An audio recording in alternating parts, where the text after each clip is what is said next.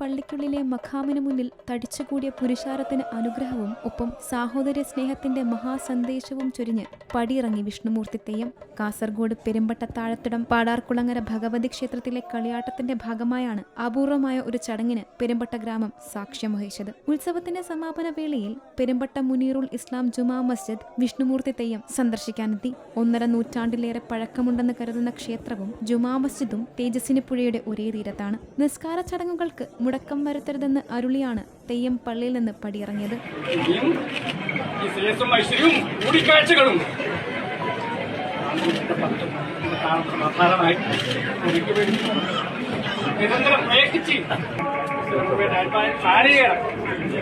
കളിയാട്ടത്തിന്റെ ആദ്യ ദിനം അന്നദാനത്തിനുള്ള അരി നൽകിയത് പള്ളിയിൽ നിന്നാണെന്ന പ്രത്യേകതയുമുണ്ട്. ഉറൂസിനുള്ള സാധനങ്ങൾ നൽകുന്നത് അമ്പല കമ്മിറ്റിക്കാരുമാണ്. അപൂർവ സാഹോദര്യം കൊണ്ട് മലയാളികൾക്ക് ഒരു വിസ്മയമാണ് കാസർഗോട്ടെ പെരുമ്പട്ട ഗ്രാമം. C Malayalam news, Kasaragod.